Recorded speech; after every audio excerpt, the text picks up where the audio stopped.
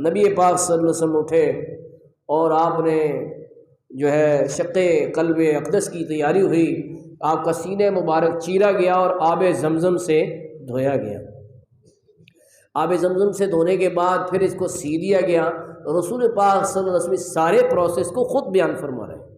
اللہ نہ کرے کسی کا دل کا پریشر ہو تو وہ تو بے ہوش ہوتا ہے، اس کو تو خبر ہی نہیں ہے، لیکن رسول پاک صلی اللہ علیہ وسلم کا قلب مبارک نکالا گیا ہے اور اسے دھویا گیا ہے، پھر واپس رکھا گیا ہے، اور سینہ مبارک کو چیرا گیا ہے اور پھر واپس اس کو سیا گیا ہے۔ رسول پاک صلی اللہ علیہ وسلم سب کچھ دیکھ رہے ہیں اور اس کو بیان فرما رہے ہیں۔ کیا شان ہے، کیا مقام ہے۔ کچھ لوگوں نے کہا جی خواب میں ہوا تھا، نہیں، سیرت نگاروں نے یہ لکھا ہے کہ رسول پاک صلی اللہ علیہ وسلم کے قلب اقدس کو اور سینہ مبارک کو چاک کرنے کے نشان آپ کے سینے پر موجود تھے۔ اور یہ کیوں ہوا؟ اس لیے ہوا تاکہ دیدار الہی کی طاقت پیدا ہو جائے، اس لیے یہ شق صدر مبارک ہوا۔ اور رسول پاک صلی اللہ علیہ وسلم نے غسل کیا اور غسل کا جو پانی تھا وہ بھی محفوظ کر لیا گیا۔ وہ کس کام لایا گیا جی؟ خاص طور پہ جو طلبوں کا دھون تھا، امام احمد رضا محدث بریلوی اپنے عشق و محبت بھرے الفاظ میں بیان کرتے ہیں، بچا جو طلبوں کا ان کے دھون، بنا وہ جنت کا رنگ و روغن۔ بچا جو طلبوں کا ان کے دھون، بنا وہ جنت کا رنگ و روغن۔ جنہوں نے دولہا کی پائی اترن، وہ پھول گلزار نور کے تھے۔ اور کہتے ہیں یہ جو ستارے چمک رہے ہیں ابھی تک بغیر کسی بیٹری جنریٹر کے، ابھی تک ان میں روشنی ہے، تو وہ کیسی ہے؟ فرماتے وہی تو اب تک چھلک رہا ہے، وہی تو جو پر ٹپک رہا ہے، نہانے میں جو گرا تھا پانی، کٹورے تاروں نے بھر لیے تھے۔ نہانے میں جو گرا تھا پانی، کٹورے تاروں نے بھر لیے تھے۔ سبحان اللہ۔ یہ نبی پاک صلی اللہ علیہ وسلم نے تیاری فرمائی اور امامہ باندھا۔ اس امامے کی تفصیلات بھی ملا معین واعظ کاشفی الہروی رحمۃ اللہ علیہ نے اپنی مشہور کتاب معارج النبوت میں بیان کی ہے، لیکن میں یہاں یہ عرض کرنا چاہتا ہوں کہ دیکھو امامہ شریف ہمارے آقا صلی اللہ علیہ وسلم کی سنت ہے، اور خاص معراج کی شب بھی آپ نے امامہ باندھا۔ تو امامہ باندھ کر 2 رکعت پڑھیں تو حدیث پاک میں 70 رکعتوں کا ثواب ملتا ہے۔ ایک جمعہ امامہ باندھ کر پڑھیں 70 جمعے کا ثواب ملتا ہے۔ ایک اور حدیث سنیں تو آپ کا ایمان وجد میں آ جائے، خصائص الجمعہ میں اسے امام سیوطی رحمۃ اللہ علیہ نے نقل کیا ہے کہ ان اللہ و ملائکتہ یصلون، ذرا الفاظ پہ غور کریں آپ، ان اللہ و ملائکتہ یصلون علی اصحاب العمائم یوم الجمعۃ، کہ جمعہ کے دن جو امامہ باندھتے ہیں، پگڑی باندھتے ہیں، اللہ اور اس کے فرشتے ان پر درود بھیجتے ہیں جی۔ تو اس لیے جھجک کو اڑانا چاہیے، امامہ باندھنا چاہیے کہ امامہ شریف نبی پاک صلی اللہ علیہ وسلم کی بڑی پیاری سنت ہے۔ ایک دفعہ حضور صلی اللہ علیہ وسلم نے ایک صحابی کو امامہ باندھے ہوئے دیکھا تو آپ نے اشارہ فرمایا کہ فرشتوں کے تاج ایسے ہی ہوتے ہیں، فرشتوں کے تاج ایسے ہی ہوتے ہیں۔ تو اس رات بھی نبی پاک صلی اللہ علیہ وسلم نے امامہ شریف باندھا اور آپ کی سواری کے لیے براق حاضر کیا گیا۔ کیا حاضر کیا گیا؟ براق کا لفظ برق سے نکلا ہے، اور برق بجلی کو کہتے ہیں، اور بجلی کی سپیڈ فزکس کی کتابوں میں جو بیان کی گئی ہے وہ ہے 1,86,000 میل فی سیکنڈ۔ آج کی سائنس سپیڈ بیان کرے گی، ادھر سے آپ بٹن دباتے ہیں ادھر سے وہ بلب آن ہو جاتا ہے۔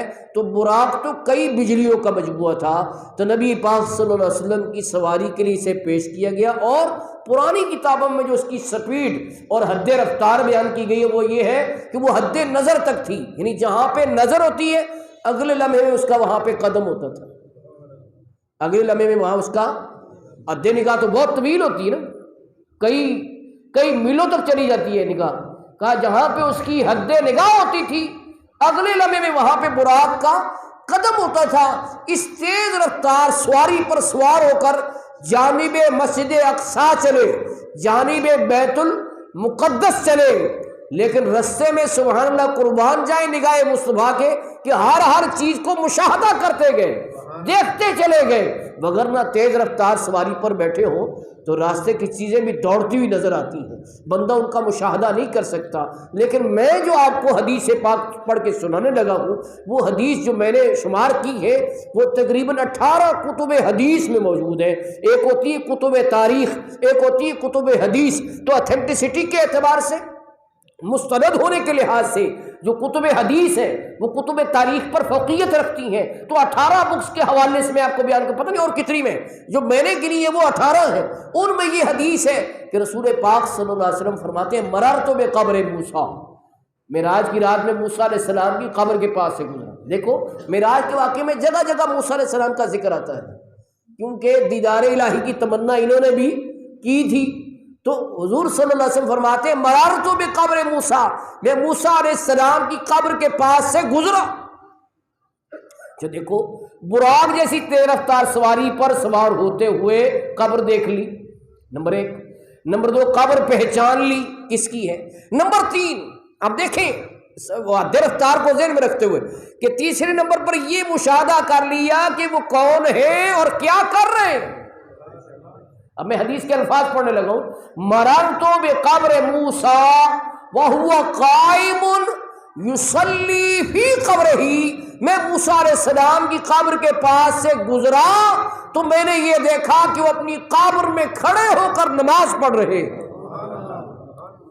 میں کہ کھڑے ہو کے نماز پڑھ رہے ہیں۔ اچھا قبر تو جو ہے وہ آدھے قد کی گہرائی کی ہوتی ہے، کھڑا نہیں ہوا جا سکتا اس میں، لیکن بتا دیا کہ نبیوں کی قبریں بلکہ ولیوں کی قبریں بھی جنت کے باغ ہوتے ہیں، تو جنت کے باغ حد نگاہ تک وسیع ہوتے ہیں۔ تو موسیٰ علیہ السلام کھڑے ہو کر نماز پڑھ رہے تھے۔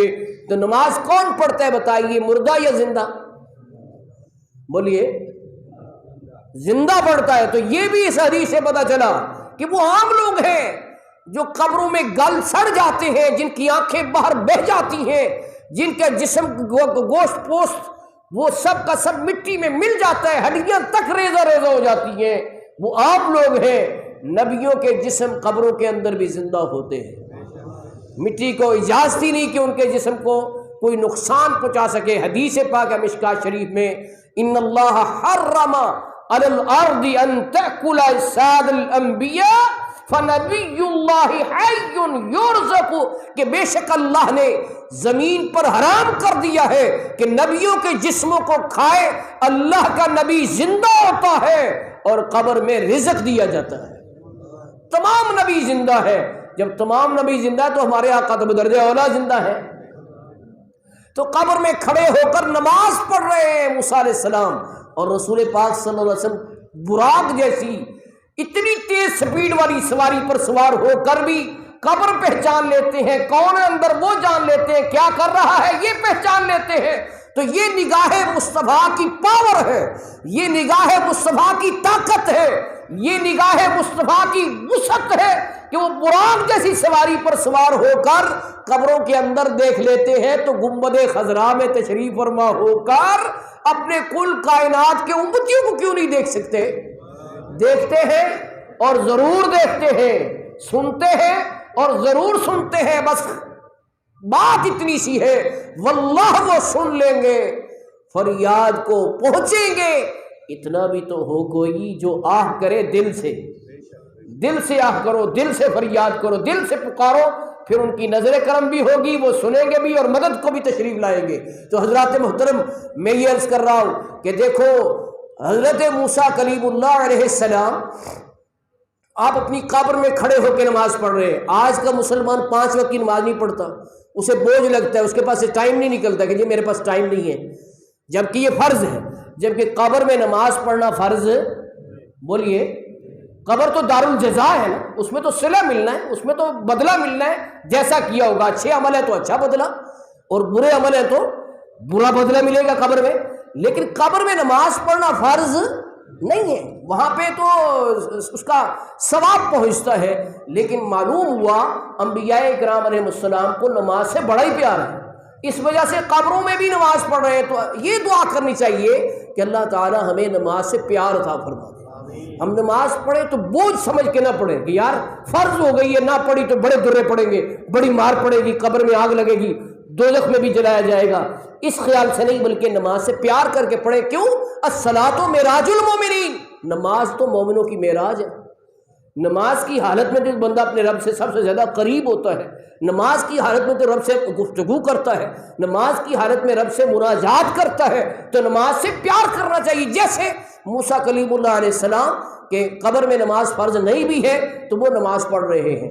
موسیٰ کلیم اللہ علیہ السلام کو نماز پڑھتا ہوا دیکھ کر رسول پاک صلی اللہ علیہ وسلم آگے چلے تو بیت اللحم اترے۔ بیت اللحم بیت المقدس کے قریب ایک شہر ہے جہاں پہ عیسیٰ علیہ السلام کی ولادت ہوئی تھی، اور وہاں پر عرض کیا گیا کہ یہاں پہ آپ 2 نفل پڑھیے، تو 2 نفل آپ نے ادا کیے، اور پوچھا کہ یہ کون سی جگہ ہے؟ کہا گیا یہاں عیسیٰ علیہ السلام کی ولادت ہوئی تھی۔ عیسیٰ علیہ السلام تو آسمانوں پر ہیں، انہیں زندہ آسمانوں پر اٹھا لیا گیا ہے، ان کی جائے ولادت پر نفل پڑھنے کا مطلب کیا ہے؟ مطلب یہ ہے کہ جہاں اللہ کا نبی پیدا ہوتا ہے وہ جگہ بھی بڑی متبرک ہوتی ہے، وہ برکت والی ہوتی ہے، تو امت کو تعلیم دینے کے لیے نبی پاک صلی اللہ علیہ وسلم وہاں پہ نفل پڑھے تاکہ امت کو پتہ چل جائے جہاں نبی پیدا ہوتا ہے، جہاں نبی کی پیدائش ہوتی ہے، وہ جگہ بھی معمولی جگہ نہیں رہتی بلکہ بڑی متبرک ہو جاتی ہے۔